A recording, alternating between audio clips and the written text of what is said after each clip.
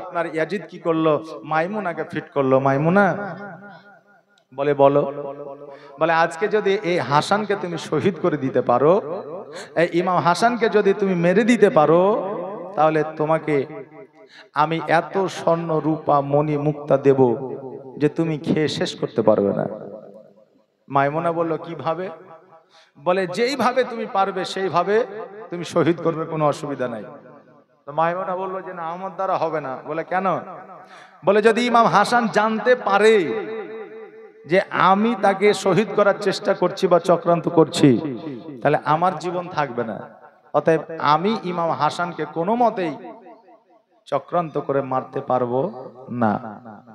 Yazid বলল মাইমুনা তুমি একটু চিন্তা করে দেখো, ভাবনা করে দেখো, আজকে যদি ইমাম হাসানকে তুমি শহীদ করে দিতে পারো, আজকে যদি ইমাম হাসানকে যদি এই জগৎ ছেড়ে পরজগৎ তুমি বিদায় করে দিতে পারো, আজকে তোমাকে এত সোনা দানা মণি মুক্তা, এত ওট দুম্বা দেব, তুমি নিজে খেয়ে শেষ করতে পারবে না। তুমি ধনী হয়ে যাবে, বড় লোক হয়ে যাবে। আমিরে এইদিকে যখন ইয়াজিদ এই কথা বলল, এবার মাইমুনা চিন্তা করে বলল, ও হুজুর শোনো, আজকে আমি হয়তো আমার দ্বারা হবে না, আমি হয়তো মারতে পারবো না, তবে আমি তার বাড়িতে একটা নয় দুইটা নয়, ইমাম হাসানের 4টা বিবি আছে, এই 4টার মধ্যে যে কোনো একটাকে যদি ফিট করতে পারি, যে কোনো একটাকে যদি আমার আয়ত্তে করতে পারি, তবে ইমাম হাসানকে শহীদ করা সব চাইতে আসান হয়ে যাবে। ইমাম হাসানকে শহীদ করা সব চাইতে আসান হয়ে যাবে। এবার বাবাজি ভাইরা, মাইমুনা বাড়িতে আসলো। বাড়িতে আসার পরে সব চাইতে আপনার যেই বিবিটা ইমাম হাসানের কাছাকাছি থাকতো, যার নাম ছিল আশআশ, যে বিবিটার নাম ছিল আশআশ, ওই বিবিটাকে বললো, আশআশ রে, আজকে যদি তুমি তোমার স্বামী যদি হাসানকে তুমি যদি শহীদ করে দিতে পারো, আজকে ইয়াজিদ তোমার জন্য সব চাইতে বড় উপহার রেখেছে। জোরে বলেন নাউজুবিল্লাহ। আল্লাহুম্মা সাল্লি আল্লাহুম্মা সাল্লি মুহাম্মাদ ওয়া আলা আলিহি মাওলানা মুহাম্মাদ। এইদিকে বাবা মাইমুনা আশআশকে নিয়ে ইয়াজিদের দরবারে হাজির হয়ে গেল। ইয়াজিদ বলল, আশআশ রে, আজকে তোমার স্বামীর সঙ্গে তুমি সংসার করো, আজকে তোমার স্বামী এত গরিব, আজকে তোমার স্বামীর নিজের বাড়িতে খাবার জোটে না, আজকে তোমার স্বামীকে যদি তুমি কতল করে দিতে পারো, আজকে তোমার স্বামীকে যদি তুমি শহীদ করে দিতে পারো, আমি ইয়াজিদ কথা দিলাম, আজকে আমি তোমাকে অর্ধেক রাজত্ব দিয়ে দিব, আর আমি তোমাকে বিবাহ করে আমি তোমাকে রানী বানাবো। কিন্তু আশআশ জানে না এটা সিংহাসনটা আসলে ইয়াজিদের নয়, এই সিংহাসনটা ছিল ইমাম হাসান ও হোসাইন রাদিয়াল্লাহু তাআলা আনহুর সিংহাসন। অতএব আশআশ যখন এই সমস্ত কিছুর অফার পেয়ে গেল, বেরাদার, ওই আশআশ কিন্তু রাজি হয়ে গেল। ওই আশআশ রাজি হয়ে গেল। বেরাদার, এইরকম কিছু নাদান, এইরকম কিছু চালাকি করার মতো আপনার মহিলা জগতের মধ্যে আছে না? নাই বাবা, আছে। কিছুদিন আগে আমরা একটা খবর শুনেছিলাম যে একজন আপনার মেয়ে অর্থাৎ স্ত্রী প্রেমিকের জন্য অর্থাৎ পরকীয়া প্রেমিকের জন্য নিজের স্বামীকে কেটে টুকরো করে ব্যারেলের মধ্যে ভরে দিয়েছিল। এই খবর আমরা অনেকে জানি না, তাই না? জানা আছে বেরাদার। তো এইরকম কিছু লোভী মেয়ে, লোভী মহিলা জগতের মধ্যে এখনো আছে, তবে সব মায়েরা নয়। এখনো এমনও মা আছে যে আপনার নিজের কষ্ট হয় কিন্তু নিজের স্বামীকে কষ্ট দিতে চাই না। জোরে বলেন না সুবহানাল্লাহ, একটা আওয়াজ দিয়ে বলেন সুবহানাল্লাহ, জাযাকাল্লাহ। হ্যাঁ বাবাজি ভাইরা, আশাস বাবা রাজি হইয়া গেল। বলে কেমন করে মারতে হবে বলো। বলে তুমি কেমন করে মারতে পারবে বলো।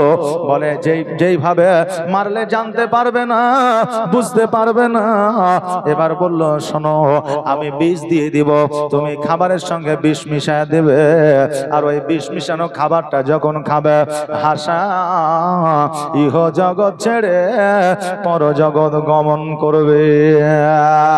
বাবাজি ভাইরা, ওই আশাসের হাতে মাইমুনার হাতে বিষ যেন উঠে দেওয়া হলো, বাড়িতে নিয়ে আসলো।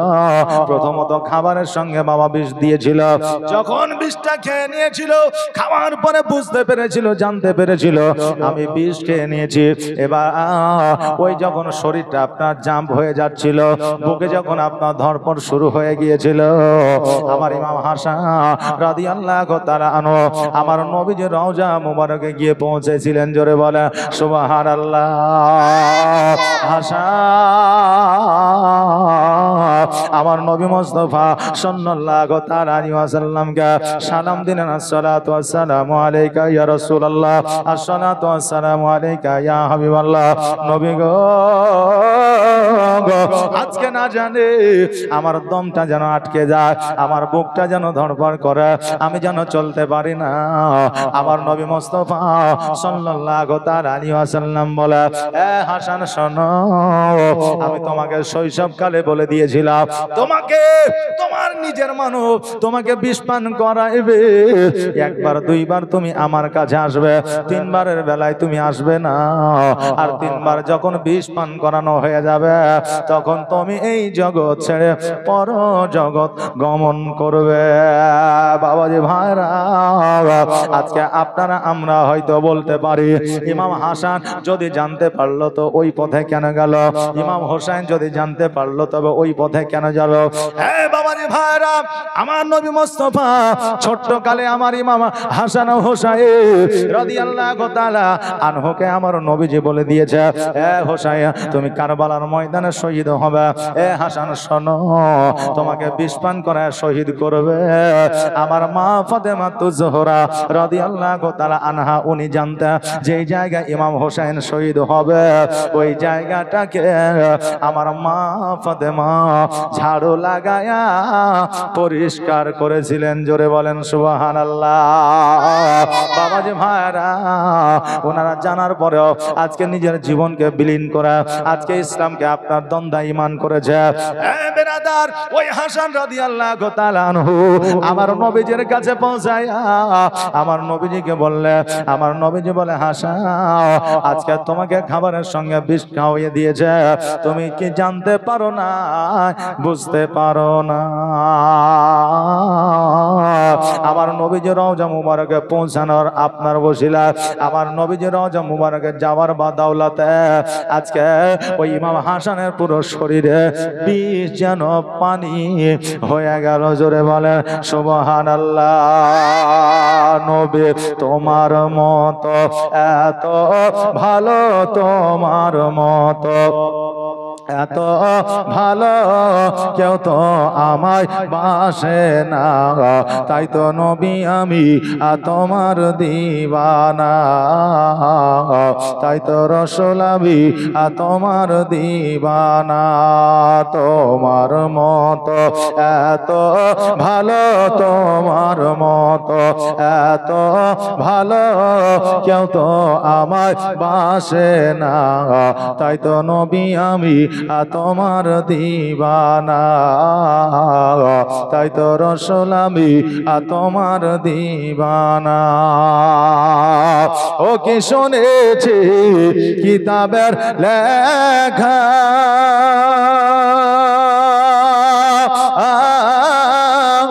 নবী ছাড়া আমার জীবন ফাঁকা গো। ও কি শুনেছি কিতাবের লেখা,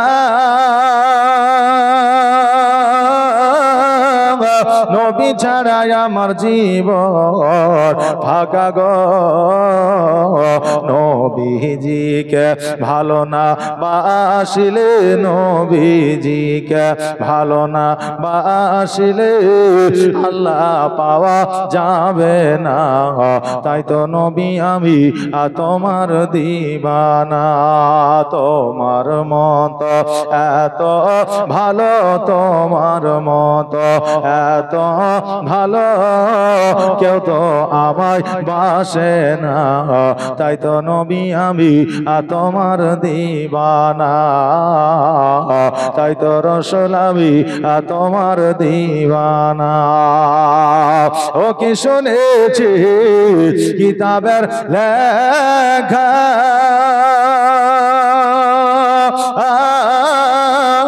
নবী ছাড়াই আমার জীবন ফাঁকা গো নবীজিকে ভালো না বাসিলে নবীজিকে ভালো না বাসিলে আল্লাহ পাওয়া যাবে না তাই তো নবী আমি তোমার দিবানা তোমার মত এত ভালো তোমার মত এত ভালো কেউ তো আমার বাসে না তাই তো নবী আমি তোমার দিবানা তাই তো রসুল আমি তোমার দিবানা আল্লাহ হুম্মা সাল্লাল্লাহু সাইয়্যিদানা মাওলানা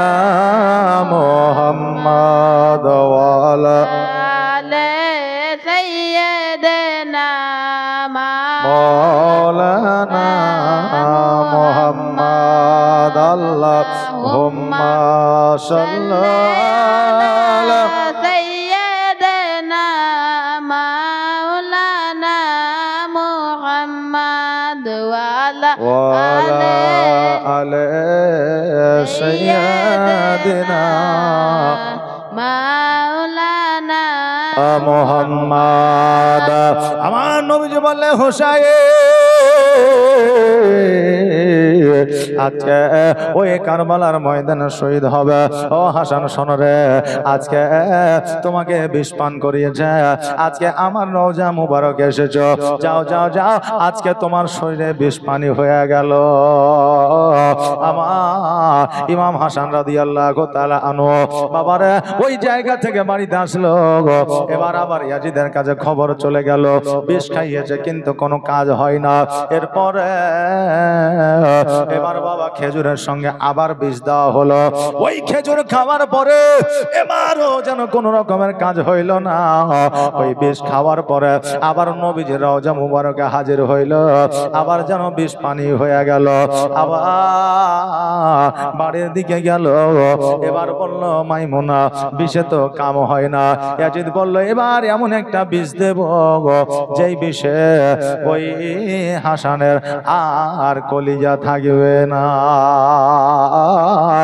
এমন একটা বিষ দেওয়া হলো ওই বিষটা নিয়ে এসে পানির সঙ্গে মিশ্রণ করে দেওয়া হলো আর যেমনই আপনার কর্মে থেকে আসিয়া ইমাম হাসান রাদিয়াল্লাহু তাআলা আনহু বিবির কাছ থেকে যেন পানি চাইলো পানিটা যেমনই আপনার দিয়ে দেওয়া হয়েছিল আর পানিটা যেমনই পান করেছিলেন আর ওই পানির সঙ্গে সঙ্গে সমস্ত আপনার পেটের নাড়ি ভুঁড়িগুলো যেন পচে গিয়েছিল জোরে বলেন সুবহানাল্লাহ নাড়ি ভুঁড়িগুলোকে আপনার পচে দিয়েছিল বাথরুমে যখন যাইতেছিল রাবিরা বর্ণনা করেছে আসলে বাথরুমে যাওয়ার পরে মল আপনার যেন আপনার বার হয় না শুধু শুধু আপনার নাড়িগুলো যেন বার হইতেছিল জোরে বলেন সুবহানাল্লাহ আহারে বাবারা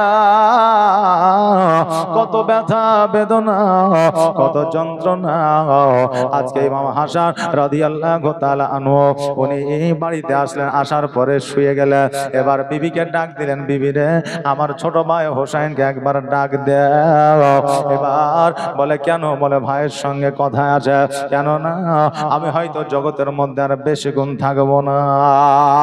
হাসান বলল, বিবি আজকে আমার সঙ্গে যারা বিশ্বাসঘাতকতা করলো, আজকে যারা লুকাইতো ছুপাইতো ভাবে আমাকে যারা বিষ পান করাইলো, আমি ইমাম হাসান আমি জানতে পারছি, বুঝতে পারছি, তবে ভয় নাই, ভয় নাই, আমি আমার ভাই হোসেনকে কিছু বলবো না, আমি কাউকে কিছু বলবো না।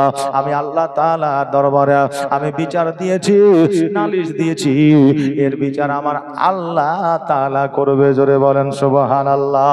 সুবহানাল্লাহ, সুবহানাল্লাহ। হোসেনের কাছে খবর পৌঁছে গেল। ইমাম হোসেন দুলদুলের পৃষ্ঠে চাপিয়া ছুটতে ছুটতে নিজের ভাইয়ের কাছে আসলে, আসার পরে নিজের ভাইয়ের হাতখানা ধরিয়া বলল, ভাই আজকে তোমার এই অবস্থা কে করেছো গো ভাই? আজকে তোমার এই অবস্থা কিভাবে হলো? একবার আমাকে বলে দাও, একবার আমাকে জানিয়ে দাও, একবারের জন্য নামখানা বলে দাও, তার ধর থেকে মাথাটা আলাদা করে দেব। আমার ইমাম হাসান রাদিয়াল্লাহু তাআলা আনহু বললে, এ ভাই হোসেন আজকে তুমি কোথাও যেও না, আজকে তুমি সাবধান ভাবে চলাফেরা করো, আজকে সামনে পিছনে দেখিয়া চলিও, কারণ আমি একমাত্র তোমার সম্বল ছিলাম, আজকে আমিও থাকবো না, জগতের মধ্যে তুমি একা হয়ে যাবা। তবে হোসেন আজকে যারা দুশ্মনী করেছে রে, তারা আর অপর কেউ নয়, তারা আমাদের আত্মীয়, আমাদের নিজের লোক। হোসেন শোনো, তুমি যদি জানতেও পারো, বুঝতেও পারো, তুমি তাকে কিছু বলবে না, কারণ আল্লাহ তাবারাক তাআলা তার বিচার করবে। হোসেন রাদিয়াল্লাহু তাআলা আনহু বলে, ওগো ভাই আজকে তুমি নবী মুস্তাফা সাল্লাল্লাহু তাআলা আলাইহি ওয়াসাল্লামের রওজা মুবারকে চলো, নানার কাছে একবার চলো। কেন না, কেন না, আজকে নানার কাছে যদি যাও, আমার নানার ওসিলায় হয়তো তোমার শরীরের বেশ পানি হয়ে যাবে। হাসান বলল, ভাই জগতের মধ্যে বাঁচার আর আমার ইচ্ছা না, কেন না নিজের মানুষ যখন ধোঁকা দেয়, জগতে থাকার মতো আর ইচ্ছা রয় না। দেখবেন ভালোবাসার মানুষটা যদি আপনাকে কষ্ট দেয়, ভালোবাসার মানুষটা যদি চালাকি করে, ভালোবাসার মানুষটা যদি বিশ্বাসঘাতকতা করে, তো দেখবেন জগতের প্রতি মায়া আর কারোরই থাকে না, যদি ভালোবাসা তার উপরে অটুট থাকে। তো হাসান বলতেছে, ভাই আমি আর নবীর রওজায় যাব না, আর আমার বিষ পানি হোক এটাও চাই না, আমি এই জগৎ ছেড়ে পর জগৎ আমি চলে যেতে চাই। হোসেন বলল, ভাই আপনি আমাকে একা করে চলে যাবেন, আমি কার কাছে যাব, আমি কার কাছে থাকব, আমি কার ছায়া তলে মাথা লুকাইব? ভাই আজকে আমি হোসেন বড় একা হয়ে যাব।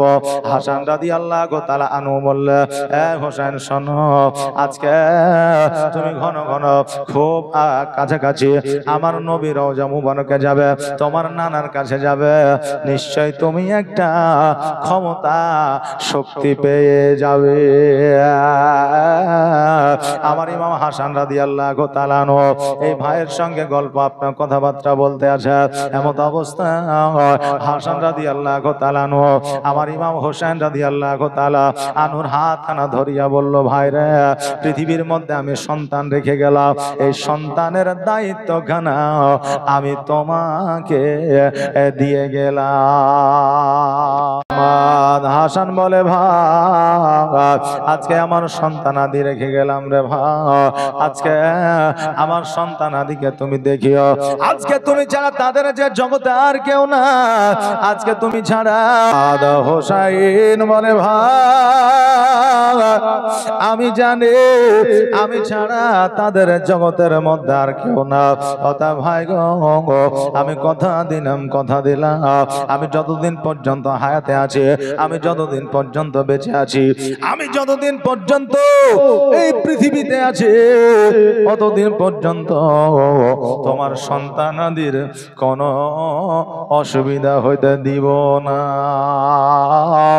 এই কথা যখন নিজের ভাইকে দিয়ে দিলাম, ভাই আমার ইমাম হোসেন রাদিয়াল্লাহু তাআলা আনুর হাতে হাত রেখে হাসান যেন ইহ জগৎ ছেড়ে পর জগৎ গমন করলেন। একবার পড়ে ইন্না লিল্লাহি ওয়া ইন্না ইলাইহি রাজিউন।